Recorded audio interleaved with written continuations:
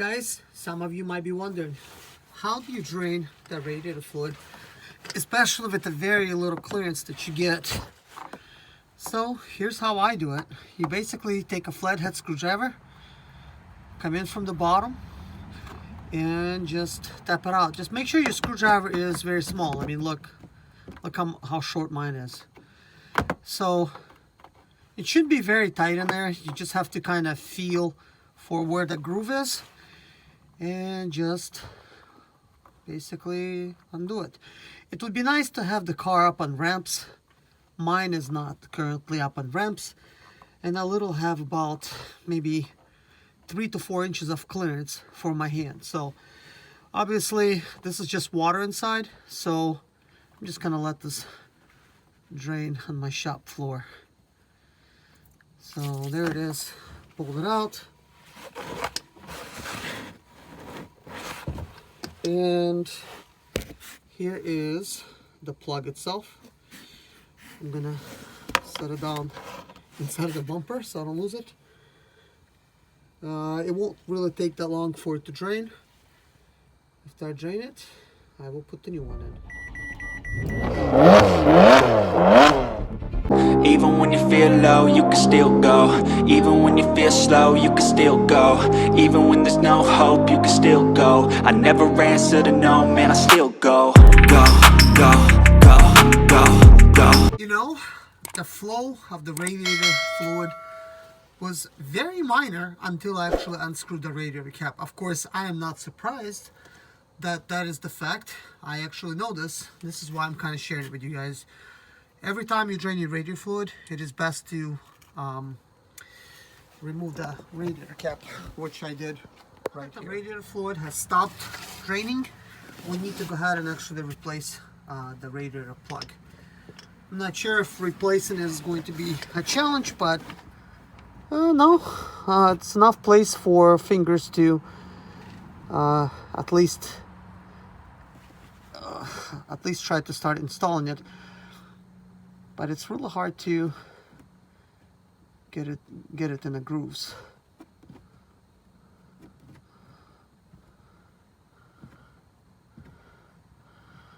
Surprisingly harder than I thought.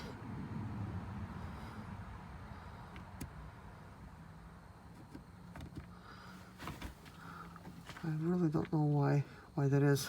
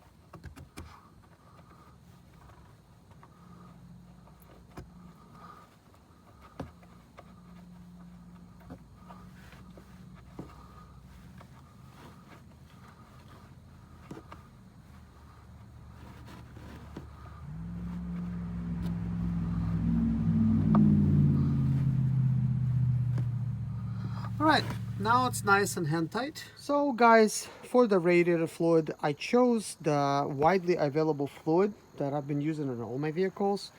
And it's simply Prestone for all makes and models. There's a 10-year, 300,000 mile warranty, so it says. But it is a concentrated formula, and that is the main thing, because the engine itself has water already in there. So this actually will mix perfectly with that water to make the 50-50 type of formula. As a matter of fact, I would actually prefer it to just be all concentrated. But let me know in the comments below what you guys think about that. If you would put all concentrated formula in the entire engine, what would happen? Would it cool the engine better or worse? So this radiator fluid change, as simple as it is, can be kind of like a risk of your Mazda RX-8, because where this drain tube leads, and mine has been replaced, by the way. This is why it kind of goes this way. But the overflow tube on the radiator, it's usually kind of small. It's like about that long, and when it overflows right into the two connectors which control your power steering. So by overfilling, you'll actually make your power steering no longer work. Mine actually does not work right now. I'm not sure if it's because it overfilled. Another reason it can be because the battery terminals that I had before when I bought the car was not holding good, and that caused the positive battery terminal to come disconnected, and when it did, it actually caused my power steering fluid, my power steering not to work anymore. So I've tried cleaning the connectors, I've tried all of those things, but nothing has worked. And that same day, my radiator fluid light came on, which is a red birdcage looking icon on your dash, in case you guys don't know it. And it said basically I needed to add some radiator fluid. And when I did, and I warmed up the car, it started actually overflowing a little bit. So it looks like right now we're full basically. I'm not afraid of overfilling this car anymore, because I have a very long tube. So what I'm going to try to do is start up the car right now, and hopefully it will take some of the water and where it needs to be. I could already see the overflow tube is extracting some of my fluids.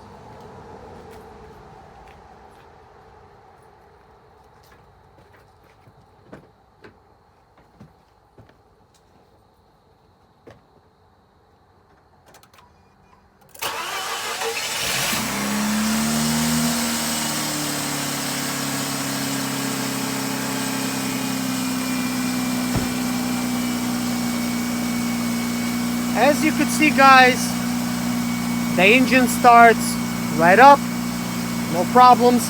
Of course, this is a cold start, but I have warmed up the car fully and started it on hot as well. So everything starts up good now.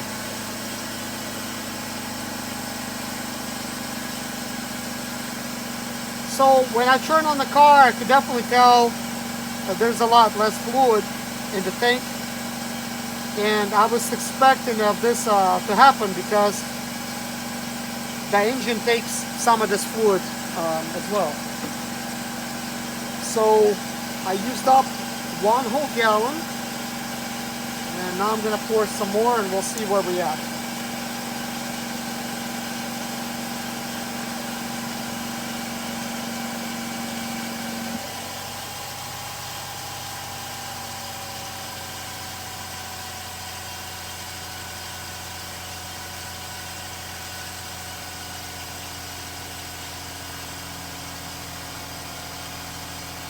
Wow, I'm very surprised how much fluid it's taking.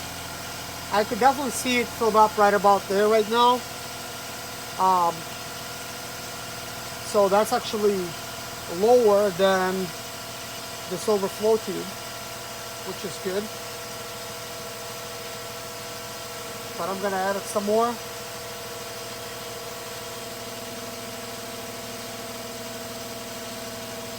That is still lower, so we're right at about like right here, and the overflow tube is right there. So at this point, I've used up a gallon and a half of radiator fluid, which is a concentrated formula. If you guys know this, please let me know in the comments below how much fluid is inside of the radiator when the car is actually, you know, if you would drain all the radiator fluid, how much still remains inside the engine. So I'm gonna go ahead and close this up, and that is all, folks. I'm sure now as the car warms up, some fluid is gonna leak out. That is actually not the current fluid. This was the first time I filled it up, but I'm sure some of it is going to make it out when the car warms up, and that's going to be perfectly normal because as the car warms up, there's some pressures And the way the cooling system works, it's all under pressure. And some of those pressures will cause the water to expand and obviously leak out. And this is why your radiator light comes on so often on these things. Apparently, it expands quite a lot. And then you lose some water.